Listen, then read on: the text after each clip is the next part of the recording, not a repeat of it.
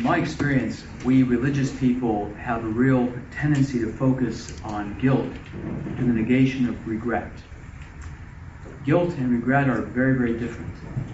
Guilt is, I know I've done something wrong, and I need to make some type of restitution.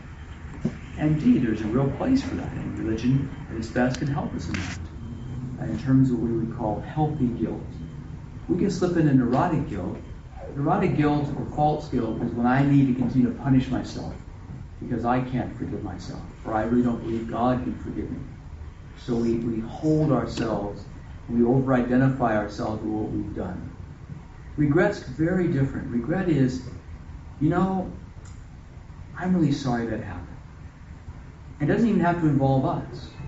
I'm sorry that I forgot to do this, or I could have done this better, if only. In today's gospel, we have an example of the two coming together. And that's why this is such a meaningful and important gospel for us in this season of Easter. Because Christ is offering us a beautiful example of how to experience new life. Notice, Peter is known by Jesus. Jesus knows this man intimately. He knows that Peter's impetuous. He knows that Peter does things without thinking about the consequences. And so he offers Peter a wonderful public way of responding to a regret that Peter must have had. Everybody heard this story. Some of them were even there when he denied Jesus 3 times. So he lets him reaffirm his love, his commitment, his faithfulness to Jesus. But Peter is confused. He doesn't know how to deal with this love. And it's only in the Greek that we can begin to understand what's happening here. Because Jesus starts off by saying, Simon, do you agape me? Do you love me with all that you are? Peter doesn't know how to respond to that word. And he says, Lord, I love you, but he uses a different word. I filiate you. Meaning, I love you like a brother. I love you like a brother. And in case we miss it, there's this wonderful increasing responsibility and gift that Jesus is giving him with each answer. No matter what he gives, that's what touches me. So the first one, Jesus says, feed my lambs. In other words, I think you have a sense of my own mind and heart, so you can take care of the little ones, the little babies. Okay? So go ahead and feed them. Jesus persists. Do you agape me? Do you love me with all that you are? Peter says, Lord, I filio you.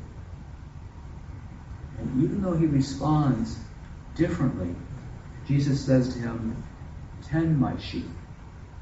Watch over them. Wow. And finally, Peter's frustrated. But nearest enough, Jesus comes to his level and says, Peter, do you filio me? He says, yes, I know that. He says, feed my sheep. So we have here a wonderful way that Jesus is giving Peter the flock. In our tradition, this is why we believe that Peter was chosen the first pope, not John. Because Peter embodied the great message of forgiveness, of deep healing, of standing in love and experiential love. That here is this man who, in his own shortcomings, Jesus still says, that's probably about as far as you can go now. But I'm still going to give you responsibility that my Father gave me, and that is, they're all yours now. You are to tend them, to care for them, to feed them, to nurture them, not because of, but in spite of your shortcomings. Here is this man who's experienced deep regret, deep public regret, and probably deep feelings of guilt. And yet tradition says that for the rest of his life, Peter accepted the change that Jesus offered him. He couldn't forgive himself because he wept. He wept often over what he had done. Can you receive God's forgiveness for your shortcomings? Can you be able to refocus your regrets in a new way through the eyes of love? Can you allow God to love you completely? Because that is the core message of Jesus the Christ.